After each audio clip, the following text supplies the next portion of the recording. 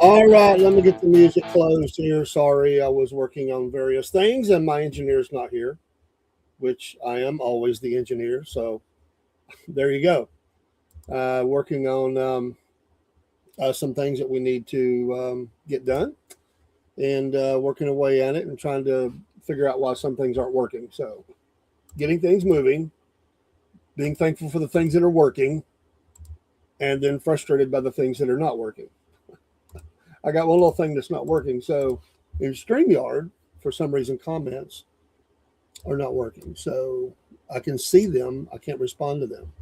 And I got to figure out why. So it may not be right now because I'm on the show. Welcome to Back Porch Life, Dave, aka the Cornbread Man, and we're happy to be here. All right, that's just all kind of weird. I don't know why it's acting like that, but we'll figure it out. We always do. You work hard at stuff, and then you just have to work at it and figure out why. What's the problem. So we'll figure it out. But happy. I hope you've had a great week. Heading into the weekend, we are officially in the weekend. I guess officially at 5 p.m. Eastern Standard Time, or wherever you are.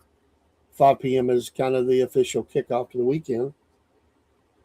I was blessed to get a little bit of early start this today. Didn't have to work all afternoon because we did some night work on the job, and so they were kind enough to let us get out a little early. So I've been out shopping and doing some things. Um, it's been a good afternoon. Ate lunch with my son. That was nice. We are, for those that don't know, that may be listening, for those that do, it's a repeat. It's okay. Uh, but for those that don't know, my wife passed away almost 3 weeks ago. So we are, still trying to figure out where we're at and what we're doing and get it done. So today, spending time together. He's working tonight. He's there now. Same jobs. I mean, same place, different jobs. And he works nights. So we had lunch today and had a good time. So I posted a picture of that, at least of him, and us having lunch today, and enjoyed that. Then I did some shopping. I'm going to vent a little bit. We've got to bring the vent show back.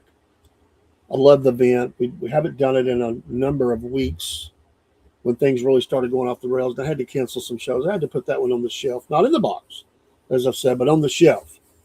We'll be bringing it back. We got new things. We're getting all the old shows back up and running, and just taking my time with that. But the vent will come back. Love the vent. And but anyway, my vent today is this. And I know some of these cards you can tap them and things at the register, but technology should be just jam up right now. I mean, it really should be. It should be so easy to do transactions, but you end up running into trouble. Shouldn't work that way. So, like, you go to the store and you go to the self checkout, which a lot of places now that's all they got. That's self checkout and somebody sitting there to make sure you don't steal and or you need help. I'll wave them over. Anyway, there's one store I go to, and the card readers never work. So like this happened to me the last 3 times I've been in there. And I've gotten updated cards and everything, and I tried 3 different cards. So I slide in there.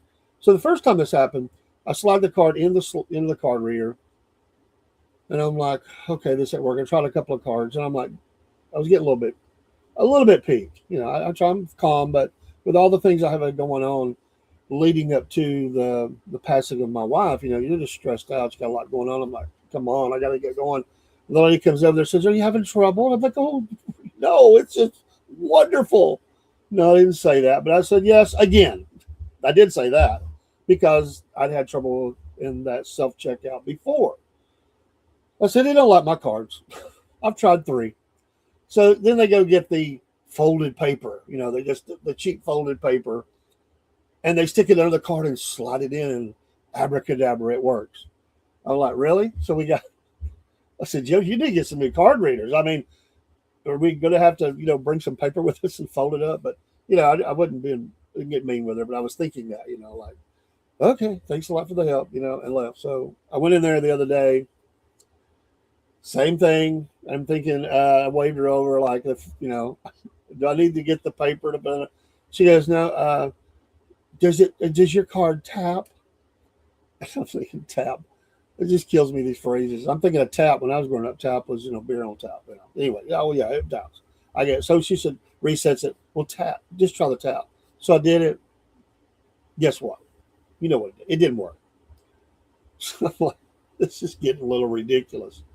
So she has to like manually go in, type the number in. I mean, like I said, technology should be getting better, but it's not. So I go to Home Depot today. That was at Food City. I go to Home Depot today, and I'm using a completely different card. I didn't even want to try the other one because, it seems like I had more trouble with one, and it's a pretty new card. But anyway, nonetheless, I'm going to try a different card. Money on both cards. There's no problem with the money, thankfully. And it wouldn't work. It wouldn't even recognize the card. So, we did the tap. That worked. But she had to go through and do a couple things. And I appreciate her help. But I'm like, we're reverting here. I mean, we're going backwards. It's not getting faster. It's getting slower. Technology has slowed us down. It's dumbed us down. We're not where we need to be anymore. It seems like we're getting going backwards. Into days. We'll be bartering before you know it. We'll have be bringing in some chickens and some cabbage or something and bartering. But it should just be an easy process. That's not even counting the times that you go to ATMs. Now, thankfully, they've upgraded the ATMs at both my banks that I have. There was one of them. It was constantly you go to the ATM, and it was like a fight to the finish to see if you could get any money out of it. And I would go to another one, but unfortunately, the closest one's about 20 minutes away, 20 to 25 minutes away. Another one that I could use without being charged, blah blah blah. That's all. And finally, they replaced it. But I mean, my wife would say, "I need to go get $20 out of the ATM." I'm like, "Oh no, this is going to be a fight."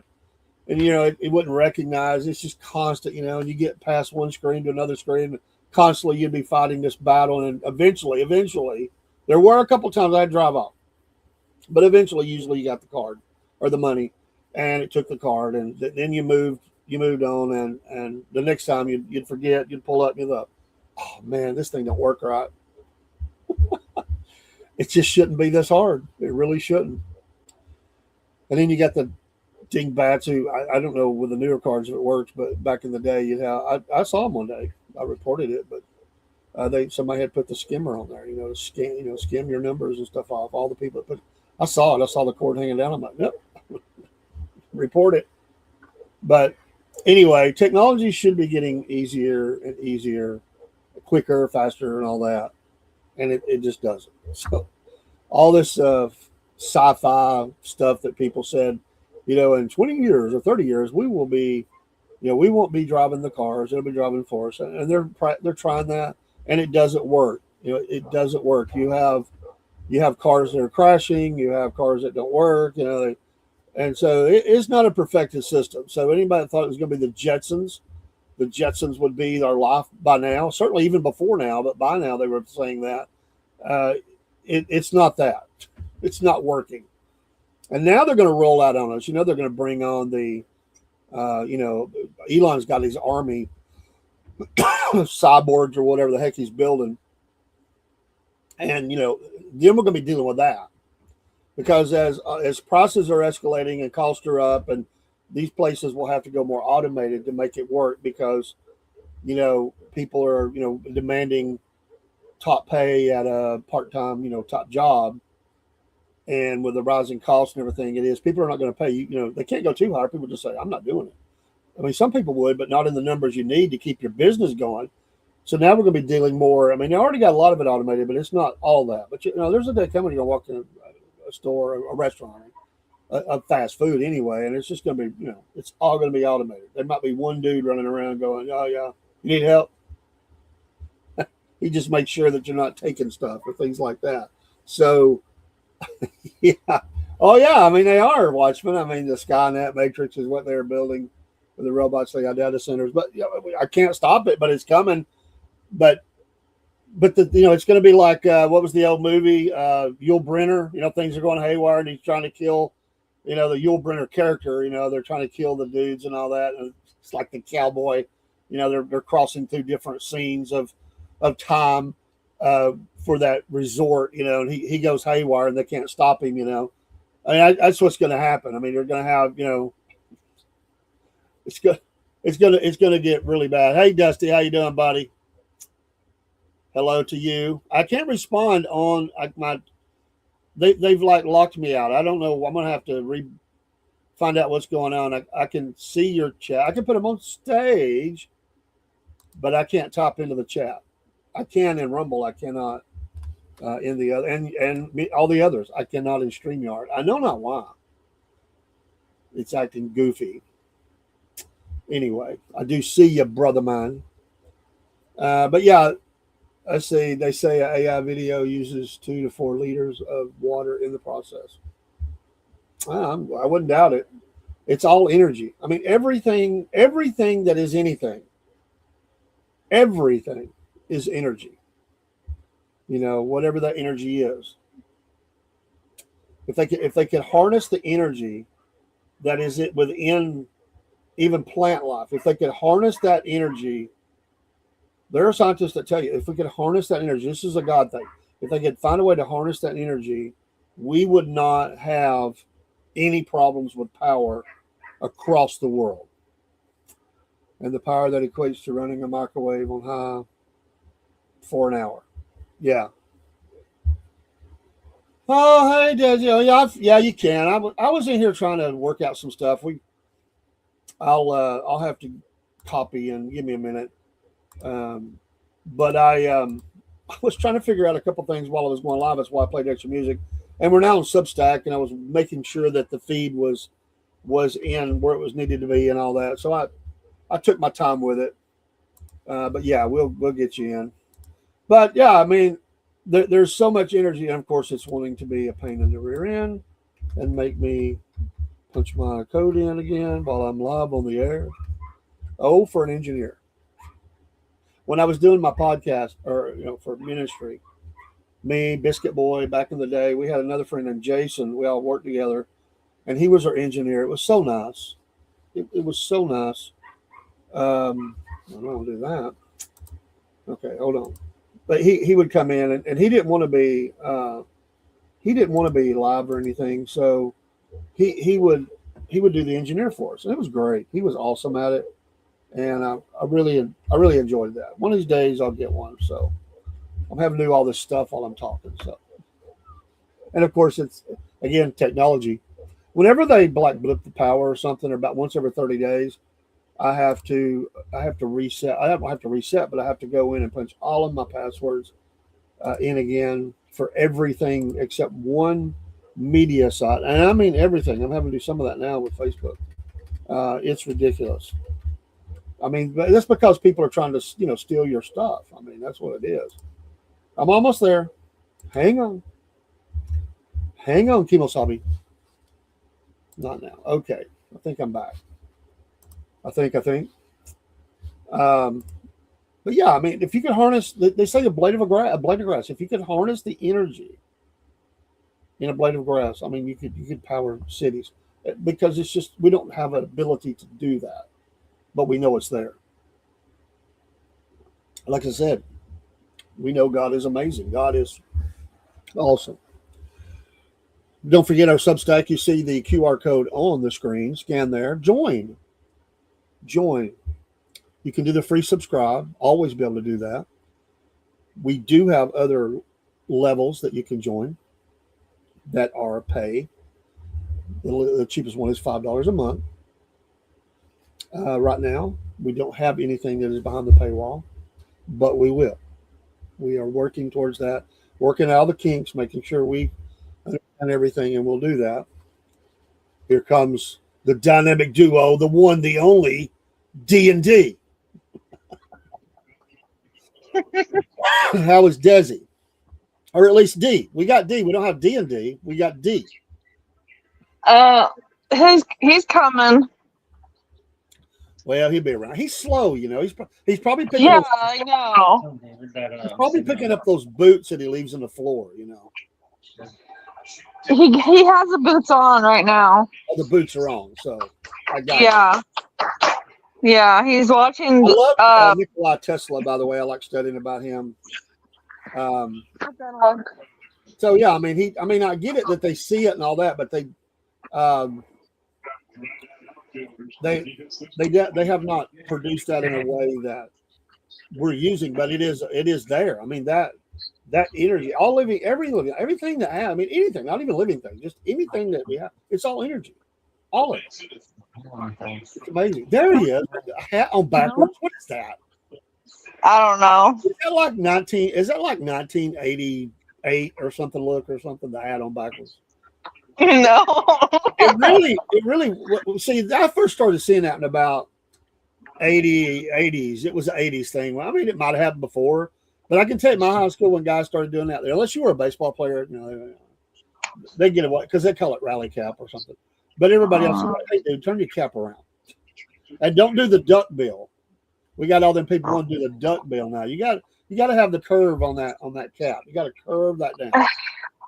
I don't really care, but some people get really anal about if you have the cap flat or curved. I mean, there's some people it just drives them crazy. I don't care. I think it looks better curved, but I'm all about freedom. It's your cap. Who cares? Hey, Brent Brightman. Hey, man. I want to tell you, Brent, now I got in, and here's just the bag for it, but I got in the sample pack for the Wolf Nation sampler. And me and my son were pulling those out and sniffing the great smell. We also got in some tea. But when I'm going to ship you some, I'm going to ship Desi some. Watchman says the flat bill cap. What just pisses him off, and he hates them. Is Dusty's flat or is it the curve? His ball cap.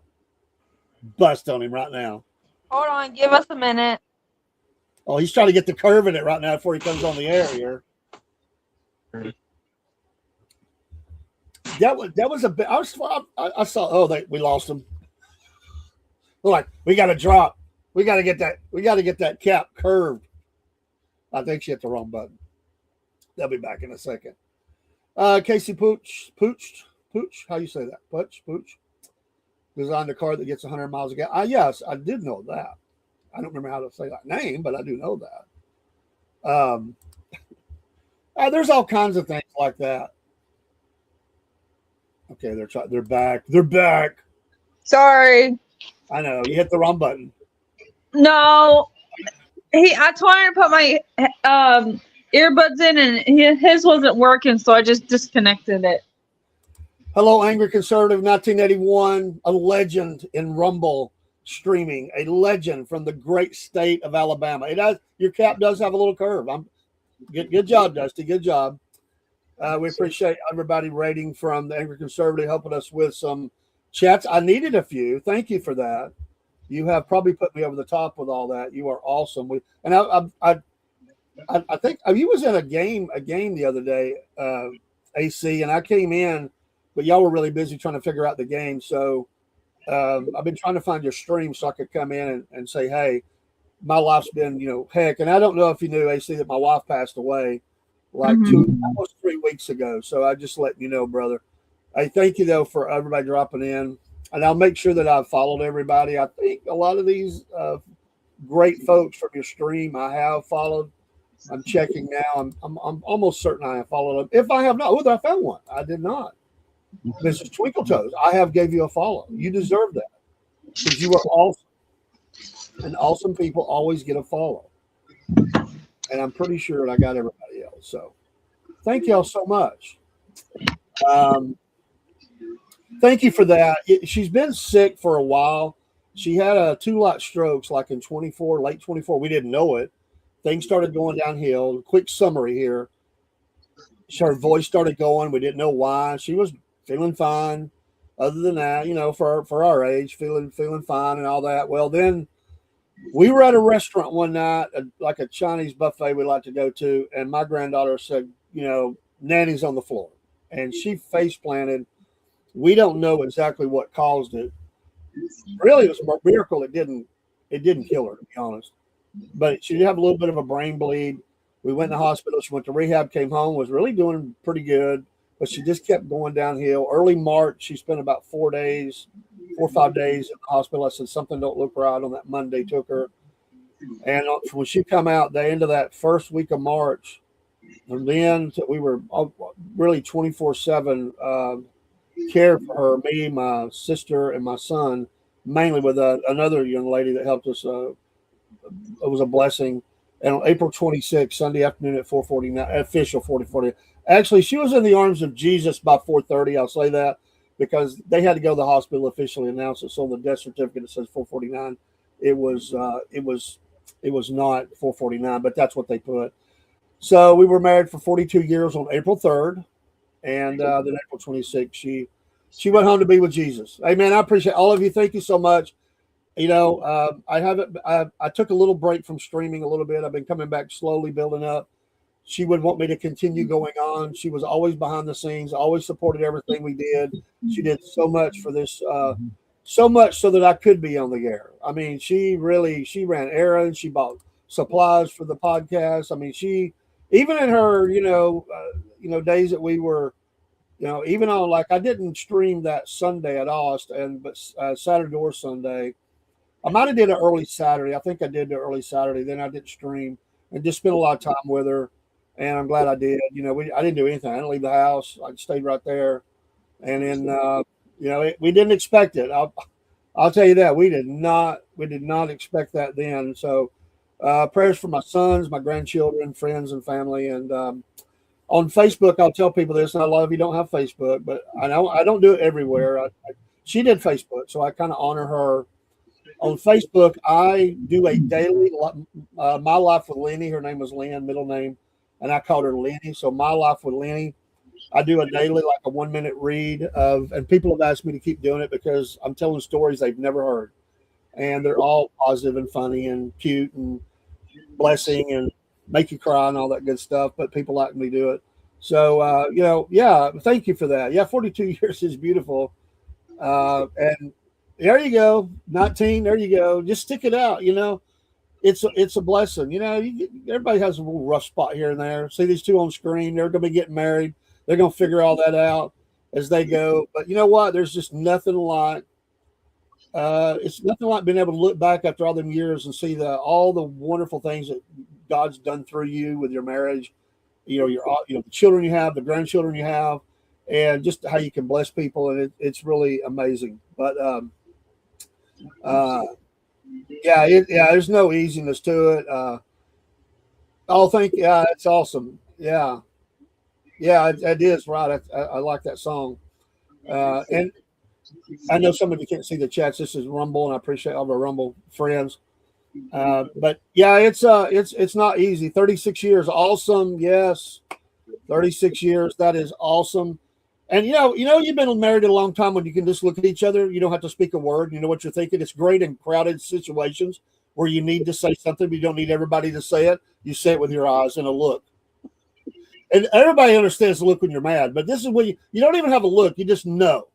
My wife would go, I just know what you're thinking. That's right. That's right, Angel Joy 56. That's right. It's been dang hard. I ain't gonna lie. There's been days I just couldn't come on here because I just didn't have it. I just couldn't in here in my heart. And, I'm taking time for me, spending more time with one of my sons. He, I have a son in prison, and he made mistakes in his life, and I hope to have him out soon, within the next year or so. It was, it's been really hard on him. We did get him out for the service. Miracle of all miracles. I mean, it took a lot of moving parts, but we got it done. They were great. My husband and I are there at 20 years of being together. Praise God. Yeah. You just know. And you know what? Can you imagine for all of you that have 36 years, 20 years, 19, 16, all these people that are saying that. And God bless you and Dusty for being together. Because I'm going to tell you, can you imagine trying to date nowadays? It's so different. Who the heck? I mean, the way they do dating now, there's no way I could do that. Mm-hmm. Yeah. Stereo, that's cool. So, appreciate all the kind thoughts. Yeah, it's just been a really, like for anybody, it would be a hard time, and you just do the best you can and go on. I have a soon to be 14-year-old granddaughter we've had since she was 2, so I'm not at home alone. I have a lot of people checking on me, but she has always breathed a lot of life into the home, and it's a blessing.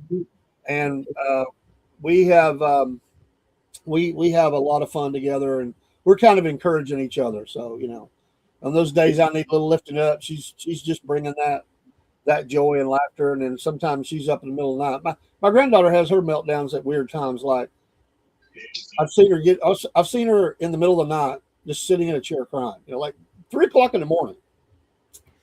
She had lost her other grandmother too, so this is already crying off of that one, and now this one. But it's a game changer. There's no doubt about it. I mean, our lives are forever changed, and we're just going to continue on and keep going as best we can. Yeah, you dang right, Angry. I'm going to use that, the Cornbread Man. That's right. I am forever known as the Cornbread Man. You gave this is the guy. This is the legend. I told you he's a legend. And he gave me the Cornbread Man as good Lord, that's been coming up on 2 years ago, I guess. I know it's been over a year. And he called me the Cornbread Man, and it stuck. I love it. I use it every day. That's what I'm known as. Married mine at 16, 2 awesome kids. They gave me 3 awesome grandkids. Oh yeah. I've got 3 that we've had, and then I've got all these young kids that they've adopted us. They adopted us like one of their grandparents had passed, and so I've been asked, a couple of times, will you, be my grandpa? Absolutely. And you just, you bless these kids. They need help, and I always told people that didn't have kids, I always thought it was a cop out, because they would say, I don't have any kids, I don't have any skin in the game or whatever. And I'm like, listen, there are so many kids around us that need somebody just to believe in them, to encourage them, and to love them, and to do things with them. We hear about these organizations. I don't need an organization. I nothing against those, but I've got kids all around me. They need somebody to say, hey, don't do that, or hey, I love you, or hey, you did a great job there, or whatever. Take them places, do things with them, make them feel special or whatever. And you guys got to do that. We got so many kids that they're in not just broken homes, they're in destroyed homes, or they got they just don't have anybody to play baseball with them, or take them to do something with them, or whatever it is. So I think you just minister to wherever you are. Here's my granddaughter, if she'll walk over here. This is my granddaughter that lives with us, and we're helping each other get through. This is Potato. She calls me Potato. You didn't put your face on screen. Hmm? There she is. That's Kayla. So she's coming and checking on me, I guess, or I don't know what she's doing, but she's here. So if a lion somehow storms the studio, you gonna protect me? Hmm? You gonna protect me? She's topping, so you gonna protect me if the danger comes in the door. I'm the young one. You're the young one. I got a chihuahua to take care of. Oh, yeah, we have the Chihuahua too. Let me not forget about that. So Desi and Dusty, what are y'all doing tonight, man? On a Friday night, man. How was your work week? Do you have to work the weekends? You don't have to work the weekend? Did you tell him? Mm-hmm. Something happened with Dusty's job. Uh-oh. Oh, no. It Is he wasn't. jobless? Huh? Is he jobless? They fired him on what was it? Wednesday, because they said that they needed 200 bins to clean, and trash bins and stuff, but they didn't tell him until they fired me and another guy. Yeah, they fired him and another person. For what? Not getting the job finished? I'm like, how are we supposed to wash 200 bins a day in 8 hours? That's impossible. Oh, so they just said you didn't get it done, and they just said, well, you didn't meet quota? Is that? I mean, these outwork states, they'd fire you for about anything, but yeah. Get Anyway. there. So Get there. I thought you were on the truck picking up the trash. Yeah, I was. he was, but he hurt his hand. Oh, he hurt his hand. But that was the first day, wasn't it? Or first or second day he hurt his hand? No, Or he hurt it again? my injury happened the 24th of April. Before I left. Okay. That wasn't the bruise one? No. That's right. Support our rights. They are. Thank you. Yes, that's a great comment. We appreciate the Rumble community is amazing. I'm sorry to hear that. I'm not making a lot of it or anything. I don't know. There probably are people who have never been fired in their life, but there's a lot of people who have. And, it's all how you look at it. Fired is, when someone leaves a company, they could be retiring, they could be going to another job, whatever, or they tell them to walk. It's all called the same thing. You're terminated. I've always said they get a different designation. When I retire from my job, it will say David Cordell no longer works at, but they've actually, I think, started doing that, but they used to say terminated. And I think it still is actually a termination. So, some places want you to be a robot. I worked for Amazon for 6 months. Well, I know you worked your tail off because Amazon will work your tail off. I know people that's done that road.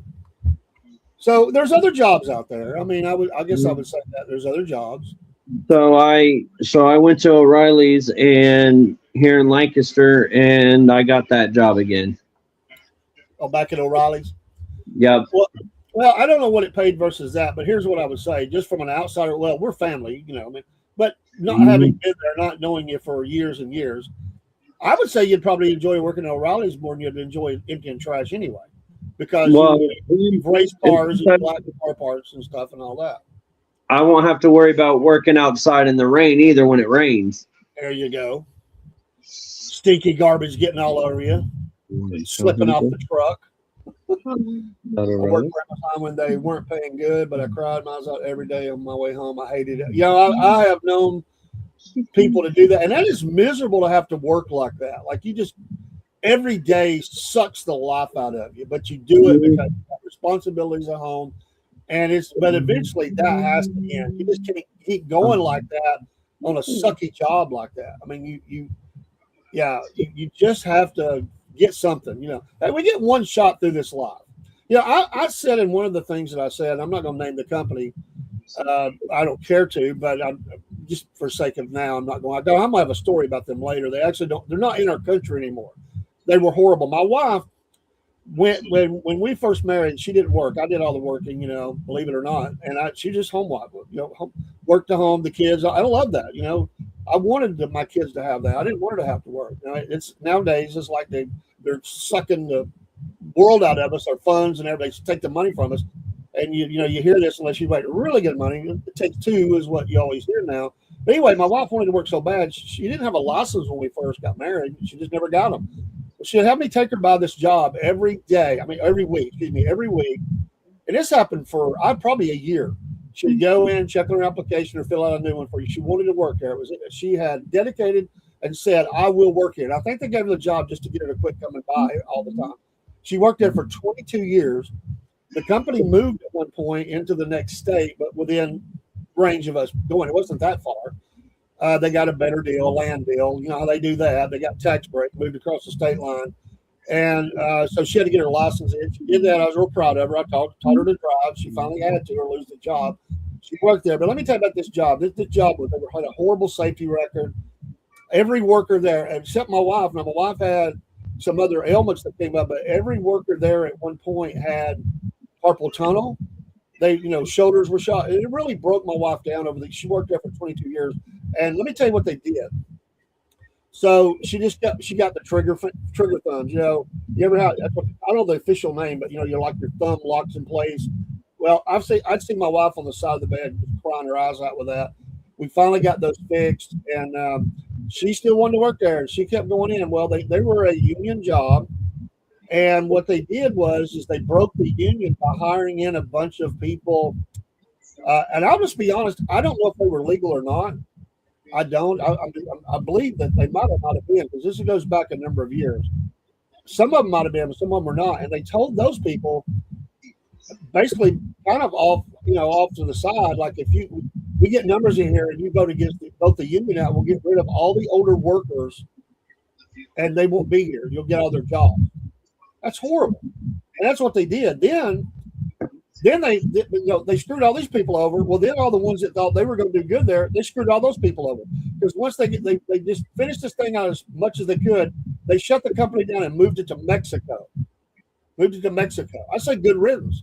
They were a horrible company who hurt workers, who had didn't care about their safety, didn't care about them as people or nothing. They just sucked the life out of them. And then they screwed everybody over and went to Mexico. When they broke the union, they put my wife a freaking welding job. My wife had never welded in her life, and they told her it was the only job they had. So she actually was trying to weld, it was not the full weld, but spot welds and all this stuff. They didn't give her the proper safety equipment. She's getting burns and everything. We were already like, you got to get out of there. And then they just shut the place down. Or they fired all of them. They fired all of them. Then within like 3 years, they shut the place down and moved to Mexico. It's a horrible story. I hate them for what they did to all the workers, not just my wife. And it's bull crap. And like I said, we don't need companies like that in America. Get the heck out of here. But they made the gas the tubes for the grills and stuff. Is what they did. So she ran a punch press, among a few other jobs. She ran a punch press for years, And where the injury comes in is the setups on the machines. The parts wouldn't go on and off the machines real good. So forcing the parts on and forcing the parts off. To give you an idea, I still remember this. My wife had to run 2,200 tubes a day. 2,200 tubes a day in order to keep her job compliant. And she worked her butt off. She did. I'm so glad when she got out of there. She went into home health after that and worked home health and was such a blessing to so many people. Back when she left that and retired, she was still going and picking up people that she used to have as clients and taking them to the store because that's what kind of person she was. She just loved people. And she would go pick up people that didn't have a ride in the store, and she would pick them up and take them. That's what anyway. I know where she's at, and let's see. Still working cleaning bus. 40+ years of pushing that mop. Yeah. Oh yeah. I mean, God bless all these. And it's the older. Listen, I love young people. Dusty, he's not like 19. He's a younger guy though. But and Desi, she's probably younger than we don't ask female age, but anyway, a lot of the younger workers we get now, some of them just do not want to work. I know this. I see it every day. I work, and it's the older workers, the ones they're limping. They can't hardly raise their arms. They're dragging one leg behind them, literally, and they come in and they work their butts off every single day. There's a lady that I go to. Sometimes I stop at Hardee's on the way to work. The older lady there. She's obviously past the edge of retirement. I'm sure she cannot afford it to do it. She works the window, and she has to hold on to stuff and limp to the next thing to get the orders and stuff and bring them back over. And when I told her, my wife passed, she held my hand and prayed with me right there in the line. And just that's the kind of people that you get. Good, honest, hardworking people. And they really should not have to do it, but the way the world's set up now, they don't have a choice. So, you don't let people go, but hey, well, you do. You have a heart. You love these people. My wife, it was like family to her. She loved those people. It wasn't business. It wasn't a client. She loved the people. My wife, she'd be making stuff, buying stuff, and be cooking it. And I said, "What's that?" She goes, "Oh, it's not for you. I got something else for you." I said, "Who's that for?" She'd say, "That's for Mr. So-and-so." I'm baking her something, or I'm getting some fruit together or whatever. That's for my clients, because she just wanted to be a blessing for them and loved them. And it was really sad. We lost them. It's really sad when they pass away. She would take that really hard. She'd go to the funeral home, meet all the family. She'd be there just like she was, and most of the family knew her because she would be coming in and working. And she just loved the family.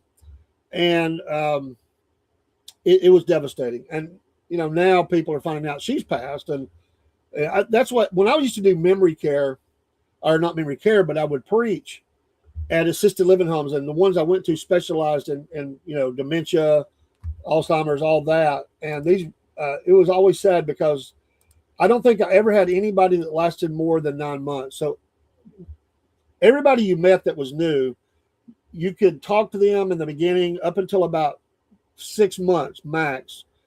Then after that, they didn't know who you were.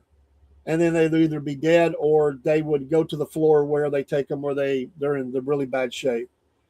And it was so hard when you would come there and they'd say, "Hey, David, it's good to see you. Thanks for coming." They'd sing the songs. They loved the message. My wife would just minister to all these people, hugging their necks and all that stuff. We had a beautiful, team going here, and we'd take our grandchildren, and they just loved to see kids, and animals and stuff. But then one day you walk in and they go, "Who are you? Why do you come here?" And it's really sad. And then you come in, you're there once a week, and I'd come in and it's Mr. So-and-so or Mrs. So-and-so passed away while you were gone. And it's horrible. It just breaks your heart. It really does.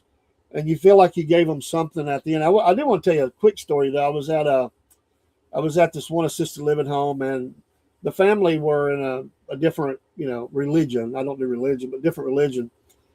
I didn't know they were there. She just got checked in.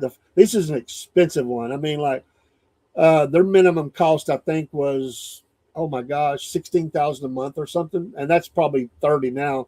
This is a few years ago. And so I'm out here having this service, and she comes in, this lady, I've not seen her before. She sat down with the little chairs, and my wife would always greet people that come in. So she goes and greets her, and she just sat right beside her and held her hand. Well, her family heard me. They heard me. And let me tell you, I was really laying it down. I was really laying the word down that day. They come and got her. Family come and got her. She broke free, came back. They come back and got her. She broke free again. I think they finally just gave up. She sat there, and at the end, I was able to go over and talk to her, hug her neck. She was saying, "Oh, I just love that," and we had a great time together. Then the lady, now this is break your heart. It's bad good, So I got, the next time I go back, she's not there, and I talked to the activities director, who's a sweet lady, and we're still friends this day. And she said the family told me they hate you, and they told me that if I let her come into your meeting, or whatever, that they would, I'd be in trouble in the place, and they'd take her, and move her somewhere else, and you lose money, all this. So she was under pressure. So they said she can't come. I mean, really? I mean, freedom? Where's freedom at? Like, what, you lock her down? Like, you put her in a room and lock the door? I was like, what the heck? So God has a way of working things out. So one week I couldn't. They had a outbreak of something, and that happens even in the best of them. And they had an outbreak, and I got a call, and she said, and it was like flus or something, I don't know. And she said, "Hey, we're not going to allow any visitors except just necessary for this week, till Friday. Could you come on Saturday?" And I said, "Sure, I would love to come on Saturday." And so we went down on Saturday. Well, the weekend staff, they didn't know the rules. So we're me and my wife are setting up, and we're talking to all the people that we know. We saw some new people. Well, here she comes. So we went over and, met her and everything. My wife just gave her a big old bear hug. She said, "Oh, I haven't seen you. I love you. I miss you," and all that. And she said, "I've been wanting to come to the service. They wouldn't let me." Now, think about this, is America. I couldn't come to the service. I wanted to come. So I'm about in tears, I'm like, "Oh God." I said, and I'm thinking, this has all happened for a reason. This has got to be the day. This has got to be the day we have a breakthrough. And so it was just anointed. I gave this service, and praise God, at the end, she was praying, receiving Jesus. And I was like, we're just having a great time. And the next week when I come back, they told me she passed away like 4 days later. And that's the type of stuff when you do that, it just, it's for little spaces of time. And you get this wonderful opportunity to meet with people for a little bit of time, especially in that because they're advanced. And you can't got time to be laying down weeks and weeks of teaching. You got to hammer. You got to put the stuff on the table, And praise the Lord, we were able to do that. Yeah, she really did. She did, and I was like, God, you arranged all this. She was able to come. This is so great. I had a friend, and talking about what I say. Well, working in elections, I met a lady, so a friend. She works in elections, and you mentioned COVID, and by the way, criminal. I will stand on that. There are people needs to be in jail right now for what they did to families and not letting them see their loved ones at the end. Criminal. This is like something out of Nazi Germany or the pogroms or wherever at in the world. It's horrible. Just made me mad. Just angers me. So anyway, I was talking to a lady who did physical therapy, and she. I won't name the place. I think it's still there. My God, it's horrible. Because my mom was there at one time. We got her out of there. But during the time of COVID, they couldn't get workers. Yes, everything is in God's plans. Absolutely. So she couldn't get, they couldn't get help. So they're paying all this massive amounts of money. And so she was thinking, they're just offering so much money. They offered her to come to this one place, and it was, the place was actually kind of run by the county, but they, anybody could, go there. It wasn't just for people, live there, but you could get in. Long story short, I couldn't say it like she could, but when she got there, the first day she was weeping. First of all, the one lady in the office, she wouldn't even greet you. She had herself enclosed in the office. And like she had to tap on the door, like, hey, I'm here to work. They've called me into work. She wasn't working for them. She was contracted to come there and was going to be making, something crazy. I don't remember what it was. It was probably $75 an hour. I don't know. But anyway, she goes in. They had one nurse. The office was one nurse and I don't remember how many people were there. It was a lot. One nurse, RN. She went into her first room. And there's a lady laying in her own pee and vomit and everything else in the floor, and nobody's trying to help her. There's nobody there. There's nobody helping. So her first day, she couldn't do physical therapy. She had to do humanity. She had to just start bathing people, getting them up, getting them back in bed. It's straight out of like a movie or something you would see. She endured that for several months. It broke her down. It broke her down so much in so many ways. They started coming out, loosening the rules a little bit, and then they got some workers back. But she said, I wanted to quit the first day. The only reason I couldn't quit was because the people. If I didn't do it, they were going to just lay there and die. That's true story. It just broke me up hearing about it. And she said, I'll never be the same. I'll never be the same from what I saw. And there was nobody to call. Nobody would come to work. And the ones that were there said, I ain't got time. That's not my job. And I don't got time for it. And so these people were just left whatever. So she was cleaning people, picking them up, feeding people, all the stuff, giving medicine. That was the RN. That's all she did. She just gave medicine. And they had an office member, and that was it. So I think she was even like having to do laundry. This lady was doing everything but her job. So it is horrible. And then, but I want to say I appreciate the caregivers that came in for my wife, especially I would bathe her myself, but they would give us help like 2 days a week, and I'd help her if I was there. And she was awesome. She was awesome with my wife, and she just encouraged my wife in so many ways. She was amazing, and she had her oldest child with special needs, and so in telling her story and some of the things I had experienced in my life with having to deal with authorities and all this crap, me and her could talk in a language that some people don't know about how bad it is out there sometimes, but. I told her I wanted to come on the podcast sometimes. I said, I know you're busy. I said, I can't imagine they got a $30,000 bonus for everyone that got it. Yeah, I know it was horrible, Watchman. And I'll follow that up with just a second because I was doing some security around that time as well, besides my regular job. But anyway, I said, how do you do it? I mean, you work all day, you got all these clients, and you love them. I get it, but it's a lot of work. I said, then you go home, you got a special needs child, and you got the rest of your family, husband, other children, and you've got you're coming in doing laundry, dinner, whatever, and then you're starting it all over again the next day. Hello, Jake. God bless you, man. From the great state of Mississippi. Always had a big heart for my elders. Amen. That's right. And she said, when I get home, and by the way, if you're watching, God bless you. She does know about the podcast. I'm okay, Jake. Thanks for asking. She would tell her family, give me 15 minutes. If you give me 15 minutes and just let me sit down and unwind she said, then I will tackle everything. And that's how she do it. It's almost like she was clocking out at home from the other job and then clocking into her job at home, and she would go until she just went to bed. And that's a lot of men, but it's mostly women doing that. God bless them. Learned that from my dad, being a pastor, all about love. Absolutely. God bless him and his service. I have a special needs child too. My 9-year-old is autistic. Couldn't imagine my life without his crazy. Amen. Yeah.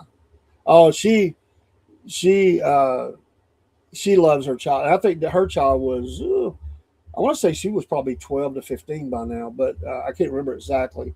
But yeah, I mean, and it, you love them and but it's a lot. There's a lot to work, and but you love them. I mean, it's just what you do. It's like my wife. Somebody said, I know it's hard. That's well, you love them, but you find another gear. You find new strength. God gives you the strength to keep going, and you just keep doing it. Jake says, I just found out that someone who I call my sister-in-law passed away today. My nephew came and saw me today and let me know what's going on. Hey, I'm sorry, Jake. God bless you. I also want to ask, y'all pray for a lady named Ashley who's been texting with me. We know each other real well. Our kids go to the same school. Her grandpa's not doing good. His name is Johnny. Pray for Johnny. They are lovable, sweetie, but I think when he gets to heaven, he has, oh, yeah. Oh, yeah. Absolutely. When I pastored my first church, I had preached a lot. I did a lot of preaching around at churches, and I preached my own church. And I wasn't a real young guy. I didn't start preaching until I was in my 30s, And I think it was actually late 30s, So anyway, I finally felt the call to this church. I'd preached there, and it was a blessing. We was there for 5.5 years. And in 6 months, nobody passed away, praise the Lord, for 6 months. And the first person that connected to the church where there was a death, it was the lady who has since went to heaven. She was amazing. It was her grandchild. So it was her great grandchild at 6 months old. SIDS, I guess, the child died 6 months old. So they said, we're going to have a graveside service. Would you do it, Pastor? And I said, well, absolutely. So I was at work, a bivocational pastor. I was at work, and I went to the church, got changed, and met him it was just down the road from the church. Went to the cemetery, and I'm sitting there, and there's a big group of people, and they pull up in the funeral car. They pull up in the funeral car, and they open the thing, and they bring out the little box. And I knew it was not going to be big or anything, but something about when they brought the little box out, I knew where the baby was. I mean, I know where children are. They're with Jesus, but I had to turn around and I looked to heaven and I said, I can't do this. I can't do anything without his strength anyway. But I said, I need a double dose because I'm about to lose it. And all the things that I thought I would say, they just left. So it's like scratch. I felt like it was all new, and God just gave me every word at that moment, and it was so hard.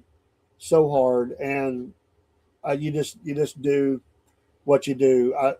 There was a guy I worked with, it was a blessing, and it's popped in my head. So, in my spastic brain, I'll say stuff and I'll jump to something else, but it is still about funerals. But his mother died, and they wanted to know if I'd do the funeral for whatever reason. I wasn't a pastor, but I said, sure, absolutely, be an honor. I've known the guy since grade school, since the second or third grade, we knew each other, worked together. And So I go into the funeral, and his dad's in a wheelchair in bad shape. His dad's in the wheelchair, and I greeted him and everything, and I'm thinking, I want to honor this family. I want to honor this man. I know what that feels like now. They had been married for like 50 years or something, 60. I don't even remember. I know it was more than 50. So I'm sitting here like, he's on every word in the wheelchair. And I gave him what God gave me, but in that I said a few words. He was a big Alabama fan, and I'm a Georgia fan. And I found a way to kind of work that in to give him something. And he laughed, and he said something to his son when I done that. And I thought, oh man, maybe I went too far. But anyway, and I didn't feel like it was something bad, but I finished up, and they it wasn't one of those things where you leave. It was going to be, I think they were going to be cremated. Yeah, let God take over. Absolutely. So anyway, when I come down, my friend says, hey, my dad wants to talk to you. And I thought, oh, here it comes. He's going to give me heck about the Alabama comment. I come down, and he said, hey, he said, I love you, man. He said, you did amazing. Thank you for what you said, the words you said. He said, I got a question to answer. And I asked you, and I said, what? He said, will you do my funeral? I was like, wow. I said, absolutely. I said, but that's a long way off, my friend. Then he told me he liked the comment about, he said, when you said that, he said, I turned to my son. He said, I want this guy. I don't care who else we got. I want this guy. He's my guy. I want him to do my funeral. 1 month to the day later, he passed, and I did his funeral. You just, there's nothing like serving God. You just get in all these situations, and I'd never met him before. I met him once, and then a month later, I'm doing his funeral. And to God be the glory. You just try to be a blessing to somebody. Like my mom and dad a lot of time. Yeah, absolutely. I seen people. It was somebody was telling me today. Well, it was about this guy that I asked prayer for. He and his wife, I think, have been married for 60 years.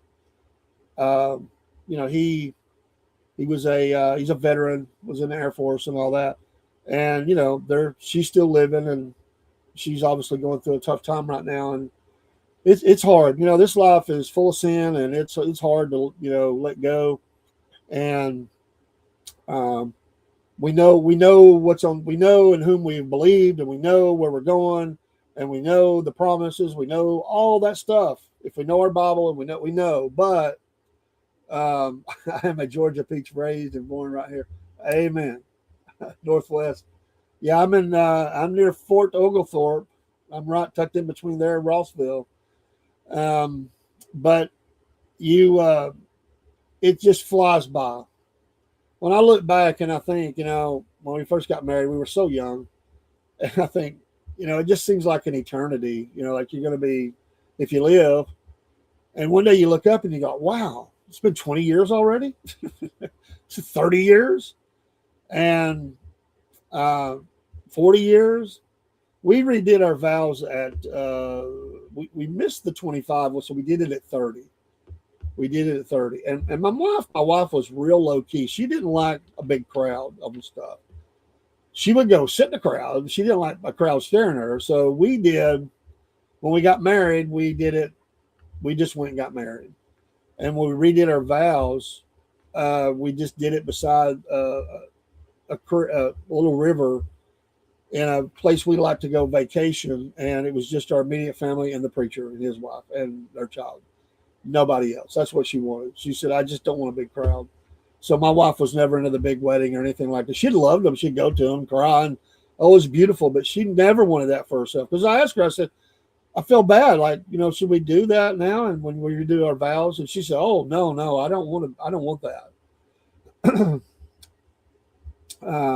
But you go through different things in life and you use it to help somebody else.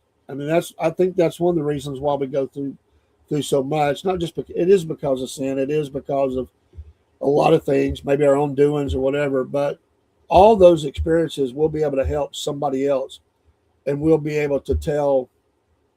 We'll be able to understand. I never did jail ministry. I love it. I would go to prisons. It's never been my calling to do. I went one time with some preachers, and I loved the experience. And I went and it was not a prison per se, and it wasn't a local lockup per se. It was kind of a place in between that they hold them until their trial is done. These are bad people. These are people that have killed people, and a lot of them, maybe not all of them, are killers, but they're big time felonies. They're so it's not the local county jail, but it's a place where they hold them while they're going through the trials. And anyway, so we went by. We went through like 3 locked doors to get back to this place, and it was like a 21-year-old kid. I mean, clean cut, no tattoos.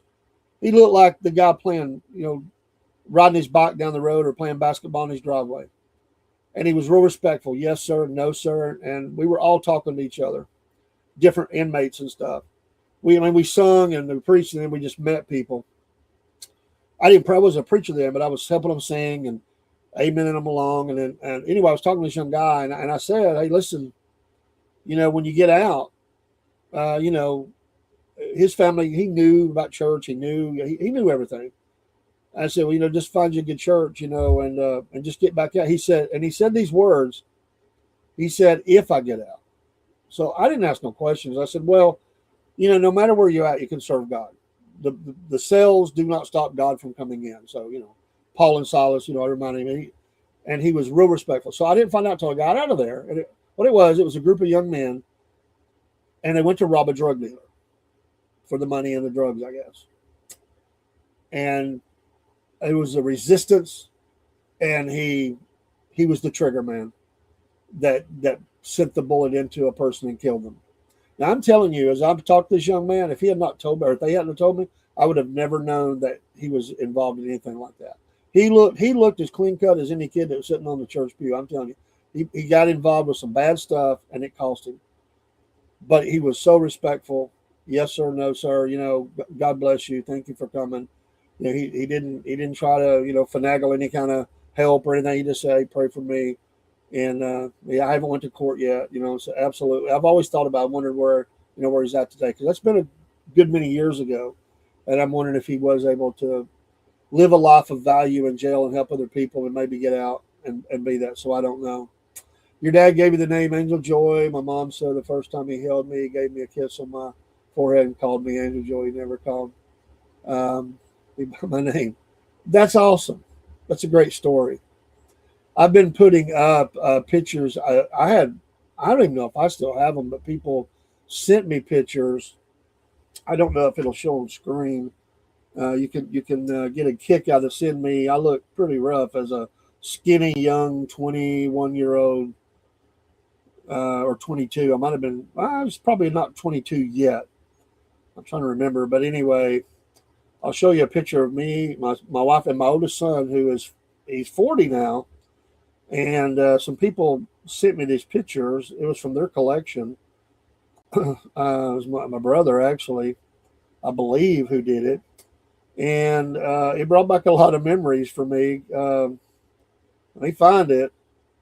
They sent me so many. Some of them are her and her family, and then me, and now watch me not be able to find it after I say that. And the idea is you get so many pictures in your file, and then you're like, "Look, good Lord, where are they at?" I think I know where I can find it at, though. But it does bring back a lot of memories. It's really cool to look back, and man, I look like a truck driver or something with these ugly socks on, and this is in the hospital. And I love the picture, one, because my wife was always smiling and laughing, unless she was mad. Everybody has mad times. We just had, here they are. And I'll show you just one. And let me get over to it. There it is. There's that crazy guy. And I'll try, hopefully the lighting on the camera work. This is me, our new son, and my wife who passed. That's a hospital picture of us. And that's my 40-year-old son now. He's in my arms. And look at those ugly socks I've got on. That looks like 1972 or something. Oh, brings back some great memories, though. So it's awesome. Well, when I was around 8, my dad would go preach at a chain gang camp every Friday. And I was I was his sidekick. Hey, what great memories that is. I mean, that's what I love about it. You go and do stuff that a lot of people don't do. When Kayla, who came in here, when she was just a little thing, we were at this lady that we were friends. It's a long story. I won't get into too much. We were really praying for her. I was there to meet family. We were praying for her to get kind of her situation better, and she has. It's just a wonderful Jesus story. But anyway, we were at this place, and it was getting late. Me, my wife, and Kaylee, and we got a phone call that somebody was headed to the hospital. And so we were probably about 40 minutes away, 35, 40 minutes, because we had drove 30 minutes away from our home, and it's another 10 minutes easy to this place, maybe 15. So I was figuring it might be close to an hour, depending on traffic. But I thought I could make it about 40, 45 minutes. Anyway, we get in the car, and I'm going down the road. Your mind is racing. And I was telling my wife, I said, I'll drop you off at home, and I'll go in the hospital. I didn't know that she was going to go. You get a call like that sometimes. You just go yourself. Because it was getting late. And I said, I'll drop you and Kaylee off at the house. And Kaylee says, I don't know what you're talking about. Hey, Brother Cook, love you, man. Yeah, I love Wolf Nation. God bless you, Brother Cook. I keep chatting in that chat. I got to figure out why it's doing that to me, but it's okay. She said, I'm going, where you go, I go. Reminded me of that when you said that. I said, okay. Then my wife said, well, I'm going too. Yeah, we're a team. I'm like, well, amen. Let's all go. So we went to Children's Hospital and met these people. Somebody had gotten cut or something. But that was Kaylee. Kaylee was always with me, always. Times when my wife couldn't go, she was busy doing other things or whatever. Kaylee was with me, and we go visit people, do stuff.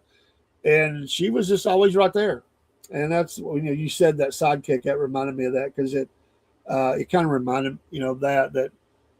And my one of my sons, Jeremy, was real shy but I have another son, Joshua, that I mentioned, and he was my sidekick when he was little. He'd go where I'd go. He just has a way with people. He really does.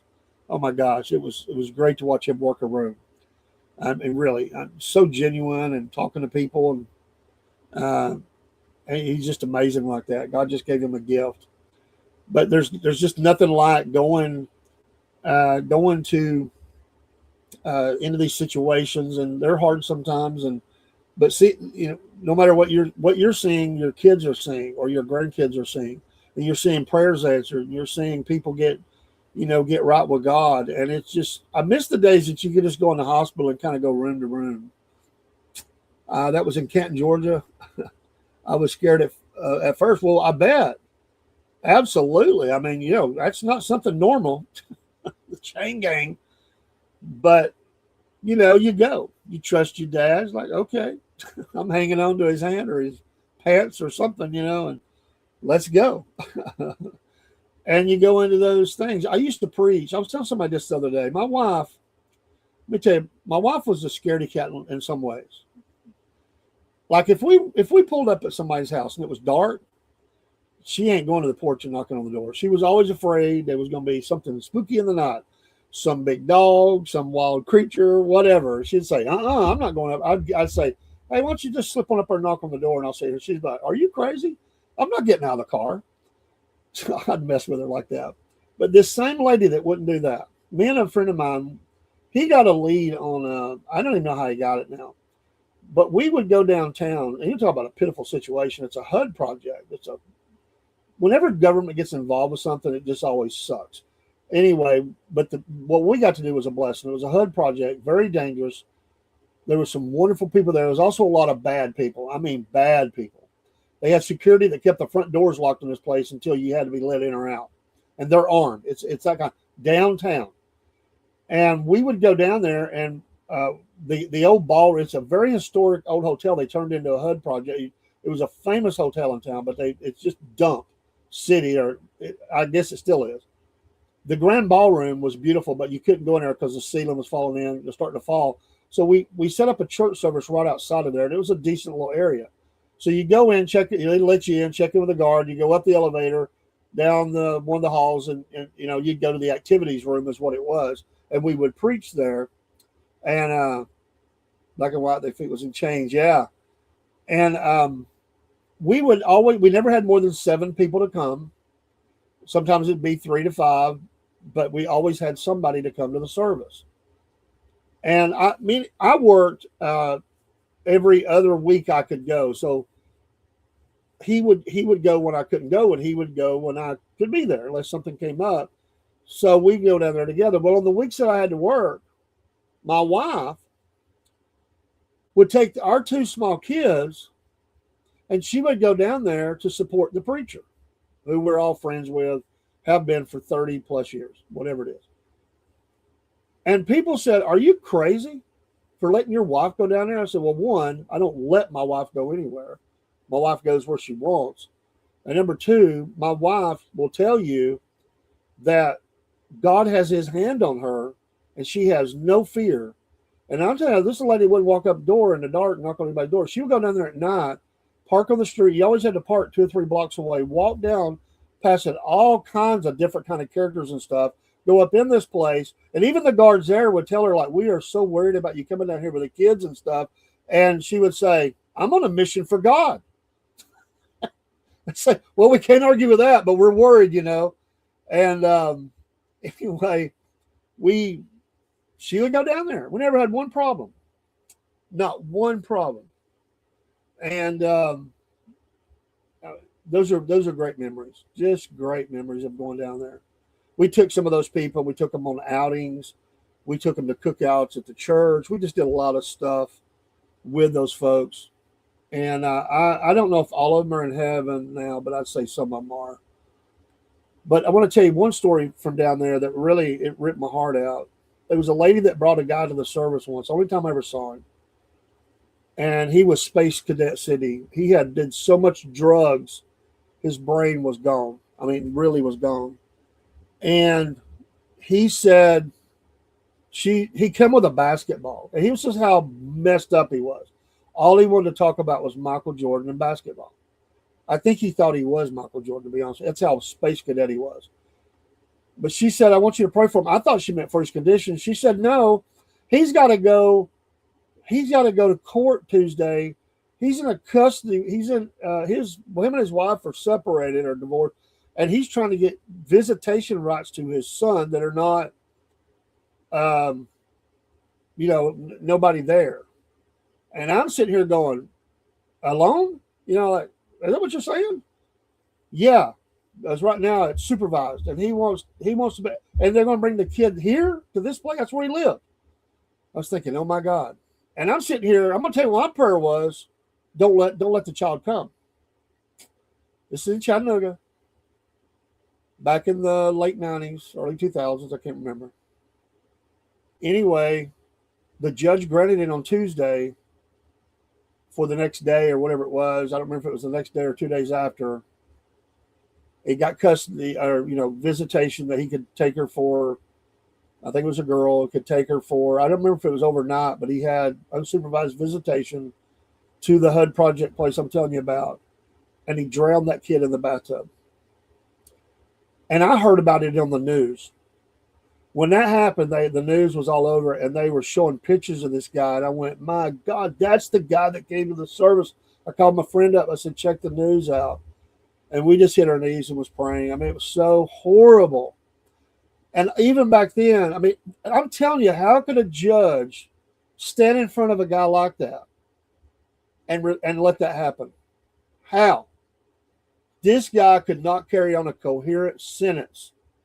His eyes were like this big around, where he just like in a suit. He was probably on drugs then. I don't know, but he might have been the nicest young man at one time in his life. Drugs will do that to you. But this guy had no business having any kind of unsupervised visitation with any child, much less, his own or anything. And the judge should be in jail, is the way I looked at it.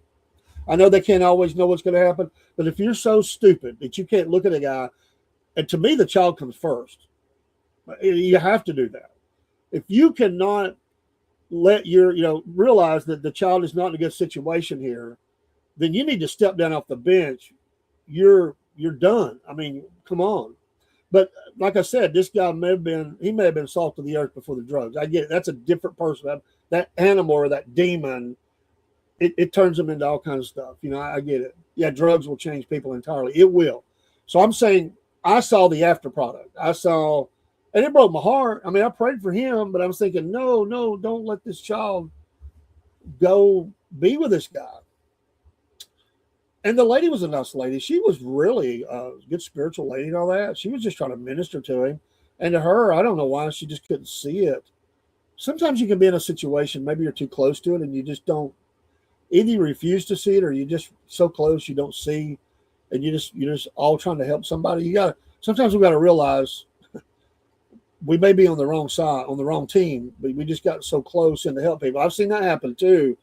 I've seen that happen in court where a guy would show up for a family and he would go, man, I love them both, but I think I picked the wrong side to sit with here. This guy's crazy. I didn't know he did stuff like this. So I've seen that. We went every second Sunday to the nursing home. My dad and I would sing, and what always amazed me, some of them knew nothing, but when you sing about, absolutely, I know what you're going to say, Jesus, they would sing along, bro, and that is God. Yes, and they knew every word. They would sing it out loud. It is the most amazing thing. The most amazing thing. I had so many great memories of that. I had opposition there. You're doing God's work, but I never let it worry me. But there was opposition. And sometimes, this is a sad truth, sometimes I even had opposition from fellow Christians who felt I was trampling on their territory. And I said, you've lost your mind. I'm not trying to impede on anything you're doing. So because I went a different day than them, they thought that I was trying to do ministry in their place. And I'm like, I got chastised. I think the guy was starting to have some problems though. But yeah, it's amazing what'll happen when you go. But the victories are more than the defeats. And it's a sweet victory, and the victory is that somebody gets right with God, that you've made a connection. You're the mouthpiece of God, and the Word is the power, and the Spirit, and somebody gets changed for life. It's amazing, and we all have problems. Nobody's going to be perfect from that day forward, but that I was down preaching to a number of Civil War reenactors once, and I did that at one time in my life. I don't know if I did it well, but I enjoyed it. I love history, and I got this really bad case of poison oak, and I just couldn't battle. It was hot, the sweat. There's no way I could do that. But the commander said, "You got to come though. You got to preach on Sunday morning." And I said, "Well, but I can't stay." He said, "No." He said, "Come down on Sunday morning." He said, "I'll have somebody waving a fan over you if they need to." I said, "You don't got to do that." So I did get in uniform, and I went down to make it period look, like you're doing, like it's 150 years ago. At that time, probably 140 years ago, maybe more than that, because that's been a while.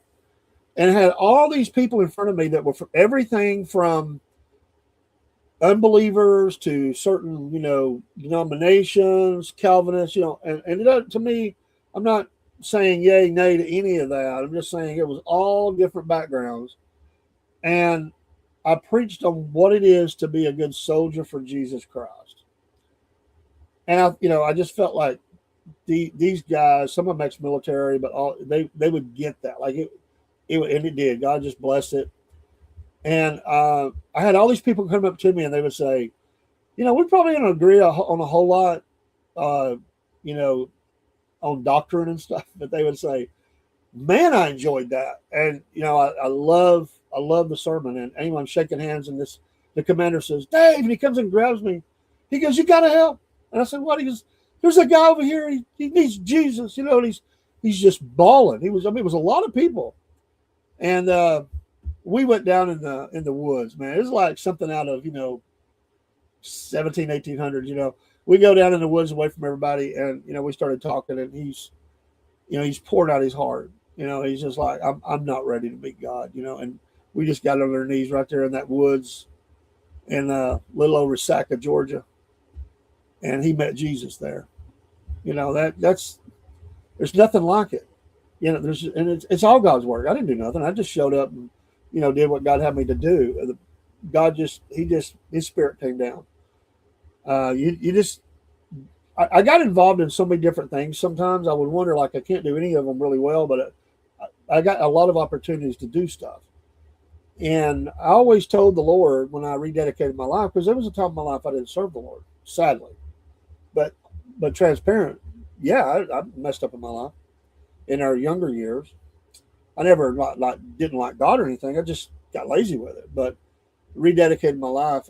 But what I told the Lord is on in that rededication, I'll go wherever you send me. I mean it. This is not fake. This is not an empty promise. This is I promised three. I made, and I don't make these lightly. And I knew God didn't take them lightly, but it was important for me.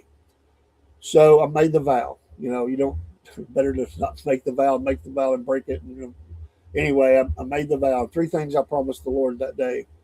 One, I'd go wherever He sent me. Two, I would never drink, and again, and three, I would never smoke. I love cigars, and I just felt like I needed to give it up. It was like something in my life that was it was too much. I was giving it too much attention. So that day, all those many, many years ago, decades ago, and I don't miss any of that. I love to go for Jesus. I love I'm not judging anybody. Don't take wrong what I'm saying. That was for me. That was for Dave. That was for me. That's me. I wanted that. I never wanted alcohol to touch my lips again. I never wanted a cigar to be in my mouth. And just 30 minutes. Okay. But yeah, I love the Lord. And here's the thing. And I know many of you, in here, and I know we see all the horrible things that are going on. And yes, it's ugly.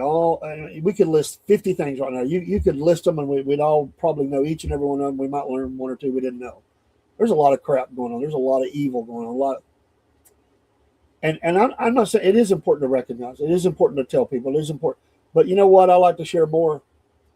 I'm going to share Jesus more than I'm going to share about some of this stuff. I'm going to tell people about that. But I want to, Risaka, it's 30 minutes from you. Okay. I want to tell people about Christ. That's the answer. I want to give them the wrong answers, and they need Jesus. They don't need to know all that right then. They need to get right. That's what I want. Yeah, I did. That was my first event to do. That one wasn't. That was a year later. The next year, because they do it once a year. Matter of fact, I think it's this weekend. What a great time to remember the story. I'm almost certain. So they're camped out on Recycle Battleground right now. I think that's this weekend. So my first time I stayed Friday night and did the battle Saturday. Big storms were coming in. I decided to leave and go to church, and then everybody got washed out. But we had 22 cannon at that first one that I was at. Man, it was loud. It was great. I loved it. And then I came back that next year and did the service, and I'm pretty sure I did another one. I did it for a few years. I did a lot of living histories longer than that. But life gets busy. Well, I went on the mission field, for a while, and was all over the country preaching and stuff. So did some mission trips to Mexico. A mission trip to Mexico. So around that time, I was I didn't have time for it, and I still love history, still love that. But I started doing lots of other things besides that, and they were important to me. You got to have priorities. And for me, not that I couldn't share Jesus in that, yes, but God had some different plans for me, so I need to do that. I still have my gun. I still got a lot of the stuff. I need to hang the gun in here. Infield replica, Infield 1858 Infield, and I got it. You can't get that gun now for what I paid for it. And I bought it brand new at a sutler up in War Trace. Bell Buckle, Tennessee. Yeah, sometimes Rumble does that. A little freezing going on. I don't know what's going on with my chat over here. I'll figure that out. I'll do some research. I've never seen that before. So maybe I need to reboot the computer or something. I don't know. I doubt it. I think it's a StreamYard thing, but I'll figure it out. But fortunately, everybody's commenting. I've probably missed some comments because I didn't uncover some screens. And if I did, I'm sorry. I don't think so. So I think I'm good. We're good. Not leaving anybody out our Substack, is we're starting to build that, so nobody's in there. So I have to appreciate the discussion. Thanks for coming over, and thanks for all that AC does for. He's awesome, and I'm familiar with most of you, if not all of you. I've talked to you before, and I thank you for. You know what I'm gonna thank you for? I'm gonna thank you for keeping me talking on a Friday night when and all your kind thoughts when I'm still trying to figure out what I'm doing myself. You know? I always said, I'm really by nature a really shy person. I've developed a lot of tools over the years to do that. The SF, well, it's southern. It's still Southern Fried. Uh, Originally, me and another guy started it, and it was Southern Fried Podcast, and he ended up leaving, and I let him take that. But I still wanted it because I was doing Southern Fried. I just made it Patriot. I'm doing a lot of Wolf Nation now. It's all under the same umbrella. But the SLP, and once you start your Rumble account, you can't change that first one. And that was I had a personal one, but the one I started for the podcast was the SF podcasting. So it's Southern Fried. It's still that. But I just say, actually, my email is SFP podcasting, which is Patriot podcasting. So we do a lot with the Southern Patriots. Sometimes I've took the fraud out some, and I just made it Southern Patriots. So that's where that comes from. I'm still Southern. I'll talk about anything around the world. Yeah, you should. I thank you for saying that. He's a great man. And you know what? He was the first guy that come along. Him and Killer Carl were the first two that ever came along on Rumble and befriended us, and I'll be forever thankful for that. And I hate that Killer Carl got kicked out of Rumble. It's not right. I don't know what happened. That's none of my business, and I ain't gonna get in somebody else's business. And I do go over to YouTube and listen to him still and other things he's on, but it's not right. And I'll say that. Come on, this guy, thousands and thousands of followers, people love him, and you're kicking him to the curb. I just don't agree with it. But anyway, AC was the first one who came along. I mean, we had a Rumble. We were doing this live. Nobody was there. It was like an echo chamber. And then he came along first and said, I think it was on a Saturday or something. Anyway, he come along and said, hey, from there you go. Yeah. Yeah. Okay, cool. Yeah. But I've known him for over 30 years, probably almost 40. So he's doing his thing and I'm doing mine. And, we're just doing different things. It was just, sometimes you just have different ideas about how you want to do stuff. He wanted to do some different things. I want to do some different things. And, it was just easier for that. There are difficult days sometimes, but we got through that. So we're friends. Everything's good. And I popped in there the other night to thank her for praying for my wife. Yeah, AC is awesome. And he gave me the cornbread, man. I mean, he gave me that. I was on his interview series. And which I'm be forever grateful for that he did that. And he contacted me one day and said, "They want to show you the card I got ready for you. I'm going to make sure it's okay." And he sent that to me. I'm like, dude, I love it. I still got that in my logo somewhere. Every once in a while I pull it up because I'll kind of clip that out. I said, I'm going to save that. And so sometimes I'll put it out there. It's kind of a memory, but he did that, and it just stuck. Every once back in those days, we just started doing some morning shows. I really felt strong about doing a morning show, and I still do that. And I was Dave in the AM, and I still like that. But the Cornbread Man just took over, and that's what I'm known as. So I'm still Dave, and my family calls me Davey. I'm David, but just Dave. That's kind of a good way to put it. So sometimes I put both like I did tonight. I'm the Cornbread Man. And that came from our first logo was a pan of cornbread, an iron skillet. And I still got things here with all that on it. Cornbread Man is, well, thank you. People do get, they do kind of draws them in a little bit. A Cornbread Man, what's that? I get asked about it a lot. People say they like it. So everybody's got to have something. And, I like nicknames. Everybody at our podcast, which we call it network now because we call it Wolf Nation Network because we just have so many things we're getting into and we're just growing in different ways. So we just need to call it network, not to be, prideful or anything. This is what I call it. But anyway, everybody here has a nickname, and so we don't give them a nickname. It just sort of happens, and so everybody associated, we're working hard to give them a nickname or they get their own nickname. So. Love my cornbread, absolutely. I can make some cornbread. I can. I'm laughing because my church sometimes they're so country and I love them to death, but I'll pick at them sometimes and I'll say, "Do y'all ever make that Jiffy cornbread? Put a little sugar in there," and they give me that look like, "What? We don't do that up here on the mountain. My church is on the mountain and I'm in the valley." They'll say, "You Flatlanders have got some issues. You got some problems." We have a good time. They are amazing and awesome people who have supported me so much through this. There for 3 months. To get through, I say 3. I think about 3 months I couldn't go to church. I just didn't have enough help. You have what you have and you work with what you have. And we had 24/7 care. So by the weekend, everybody was wore out or had to do other things. And so I kept my wife all day Saturday and Sunday. And so I just, we watched church on TV and stuff, some friends of ours and stuff. That's called cake. That's what they tell me. Yeah, it's not true cornbread. I just like to give them a hard time. Oh, and you got to make it in the iron skillet or it's just not. And my wife, we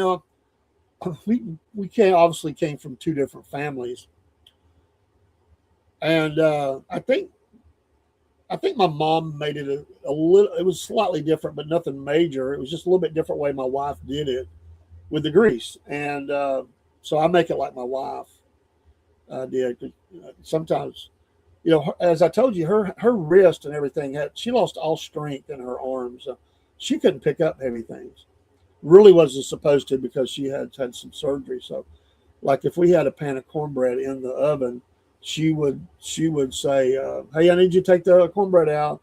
And it was hard for me. I'm getting older, but I would be the one to pick it up and put it on the plate or whatever she was putting it on. But my uncle still make cornmeal, southern southern bread. Nothing like it. I don't eat as much bread as I used to because I try to watch, and I still eat bread, but I'm not a bread person. I'm a cornbread person. Like if somebody has cornbread, I'll eat it with pinto beans or whatever. I can eat cornbread with anything. Slab of butter and it's good. Not maybe always good for you, but I love the cornbread. You can eat it with anything. When we went to my family, we went to Cracker Barrel a few times while my sister was in from Nevada. And one of the times, the last time we were there, she was flying out that night. They, if it's in a square pan and got sugar in it, that's right. And my wife used to, well, let me divert here. I told y'all my spastic brain. We would make the cornbread muffins a lot too. Now, I do like the cornbread muffins. You don't have to, just already grab a couple of them and you don't have to cut it, but I like them both ways. Use the box of crusted. Cornbread is made with buttermilk and cooked in a round iron skillet. It's good hot with butter or cold crumbled in an iced tea glass with milk. Now, my wife loved that. I never was a fan, but I'm not a big milk fan. I'll drink chocolate milk, but I don't like regular milk too much. But my wife loved that. Oh, my gosh. But, yeah, love the cornbread. But anyway, I was at Cracker Barrel. I told them to mix it, biscuits and cornbread. They left the cornbread out. I was so aggravated with them. I was like, what are you doing? Got to have my cornbread. So I just had another biscuit. Their cornbread's better than their biscuit. Biscuits are okay, but the cornbread is better. Love some milk with a meal. It's good for you. I don't know why. I've just never really had I can drink it. It's not like I can't. I just don't. I like chocolate. I don't know. Straight milk is all. I mean, I used to go to my uncle's farm, and that's what you ate or drank down there, water or fresh milk. Straight from the cow, and the butter was all churned and all that. I mean, I live that life on the weekends. Sometimes I go to my cousin's house, so I loved that. But I didn't care for the milk that much, but I would drink it. As for a kid, you're like water. I drink the milk, but I drink water the rest of the day. Every once in a while, they would give you something else, like Kool-Aid or something. We were kids, so we got Kool-Aid. There's a dose of sugar for you. You got a pitcher that's about this big, maybe that big, and that much of sugar. I've seen that. It's the way to do sweet tea. Um, but that was, I was raised a little suburban, and not like you think of suburbia with the gated communities, whatever. We lived closer to town. My dad was raised out in the country, so he wanted to get back as often as he could. And we go to my uncle's, and that's where I got all those experiences. Slopping the hogs, getting the eggs, trying not to get flogged by the chickens. Digging up potatoes out of all that stuff. That's where I got all that because we never did it at the house. We planted a few things here and there, but we were so busy we didn't do it. But all the stuff, farm life, I was at my uncle's, and I think every kid should experience that. They would appreciate things a lot more. Absolutely. But when you watch them old shows, they say your chores. Well, the kids today, they're thinking chores to them is, I don't know, put their clothes away. I mean, think about it. But when chores on a farm is, you got daily chores you got to do. You got to feed the chickens, slop the hogs, get the eggs, milk the cow, and that's just for the early part of the day. Then you go to work in the fields and planting, harvesting, tilling, or tractor for them, and you do all that stuff, and then that's the guys, and a lot of the girls, they're churning the butter and making the dinners and the foods and all that stuff, canning, a lot of canning going on, all that stuff, and much, much more. And then you'd have evening time stuff you did. The only time we got a break from that, I love the Big Onion. The only time I got a break from that was on Sunday. We didn't do really any work on Sunday. We went to church twice, and then that evening I would go back with my dad. So I'd go down on Friday, stay the weekend, back at church. I would meet, switch cars, and go home. But I enjoyed it. There's nothing like it being out in the pitch black. You can't see your hand in front of your face out on the farm until they turn a light on. You hear a train off in the distance. Maybe you hear a wild animal here and there. Storms were different. Man, it was great. It was like a different world for me. And early in the morning, if it was winter, they had that wood stove going with you'd hear the crackling of the wood, and it was cold in your room. They didn't heat every room. You just put extra blankets on, and then you would go in, and you wouldn't first. You would smell the cooking of the bacon, and it'd be like, oh. So you'd want to get up to get warm, and then you wanted to eat. And as soon as you ate, well, you got dressed. You didn't come. You got dressed. You come and ate, and then you hit the day. Hit the day running. Sometimes on a Saturday, when we got done early with chores, we would play a little football or baseball or softball or something like that, or just go walking down the dirt road, riding bikes. I was still a kid then, so it was great. But it was. I never did learn how to can, but I helped them with it a lot. You do stuff that like that. And this farm, I'm going to go for it in a few minutes. But I'm going to do a sports here a little bit. But this farm was something about the lay of the land. They told me when I first went there, they said if a storm comes up, if you're closest to the house, you get in the house. If you're closest to the barn, you get in the barn. But you don't stay outside. We have lightning strikes here every time a storm comes up. Well, at my house, it was rare. You'd see them every once in a while, but not at this place. I didn't believe them. I became a believer the first storm. I saw a fence post on fire, and over the course of my time being there were so many lightning strikes. The tree in the front yard had been hit so many times. Part of it was dying. I saw horses get hit. I saw it hit come into the house, and it blew my aunt, my dad's sister, blew her out of her canning room. That was where the power box was. It blew her out of the canning room. She was okay. It scared her, though. It stunned her. But it was crazy. I never seen nothing like it. And so, yeah, you didn't play with that. Did not play with that at all. Hey, thanks for y'all coming in. It's been a blessing. I'll say it again. We appreciate you from whatever channel you're on, if it's YouTube or whatever. Oh, you'll turn 70. God bless. God bless. You're all good people. And I pray the Lord's blessings upon your family. Continued blessings. I know He's already blessed you. And when you pray, just remember this old podcaster and his family. And it, we'll get through, but it's it'll never be the same as we know. But God's got a plan for us, and we're still going to work within that and have a lot of fun while we're doing it.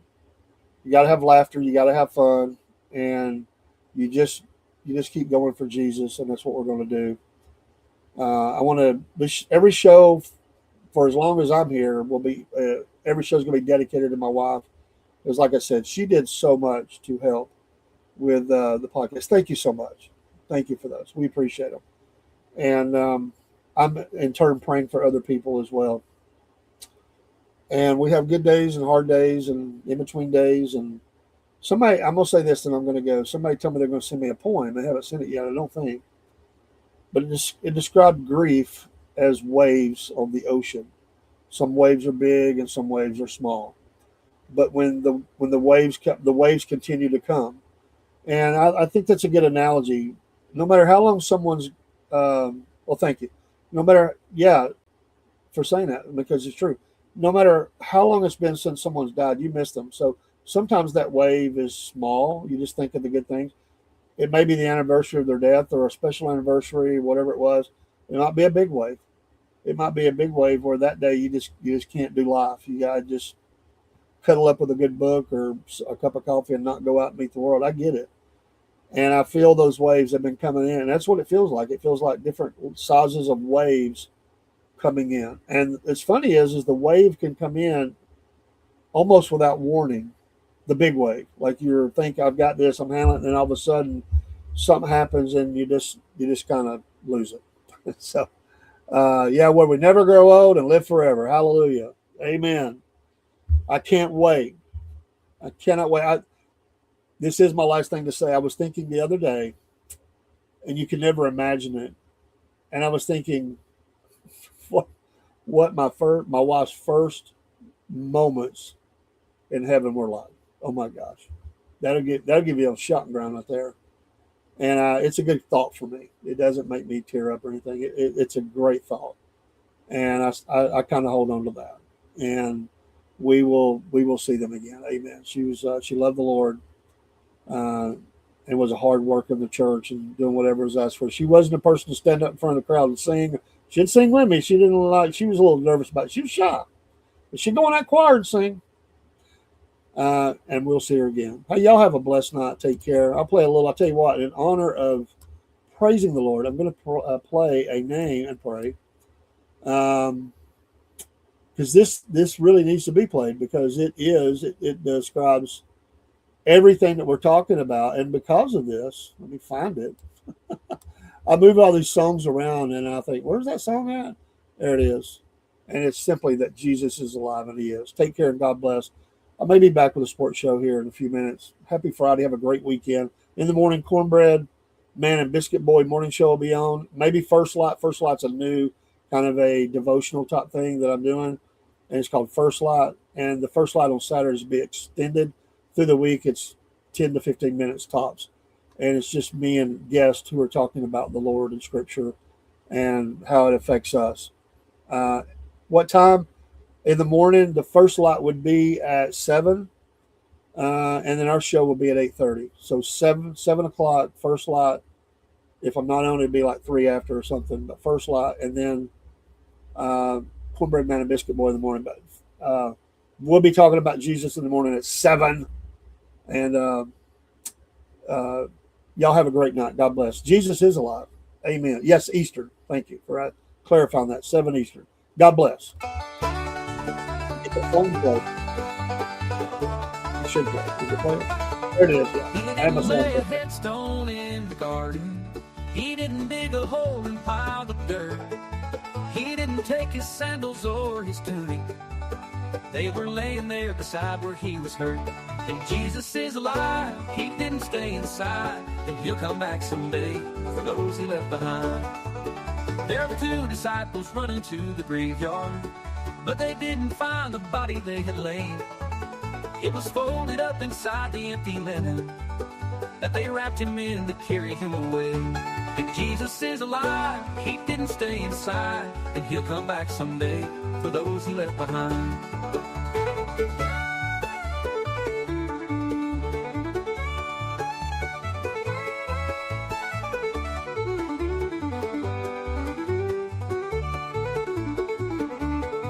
He said, why are you looking for the living among the dead that you won't see again?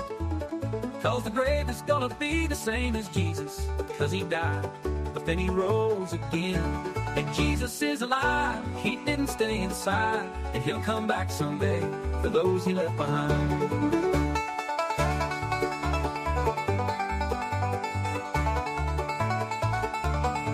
There, but Judas is alive. He didn't stay inside. And he'll come back someday for those he left behind.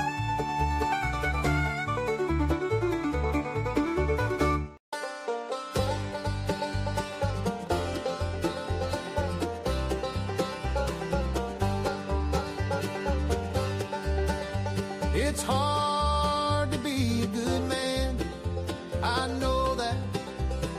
Brother, sometimes you do the best you can. It don't go like you planned. Jesus loves even when you don't. Even when you don't.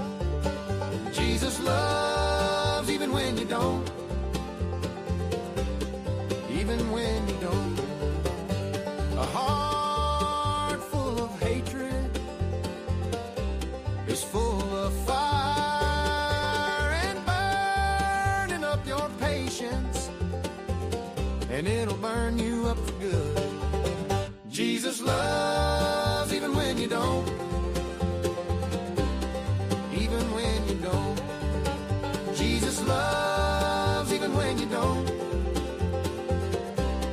Even when you don't.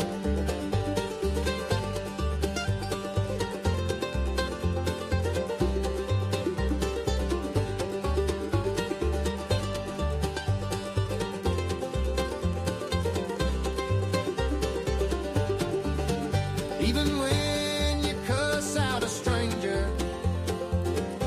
and cut 'em off in traffic in the name of all that is good and sacred and holy. Jesus loves even when you don't. Even when you don't. Jesus loves even when you don't. Even when you don't.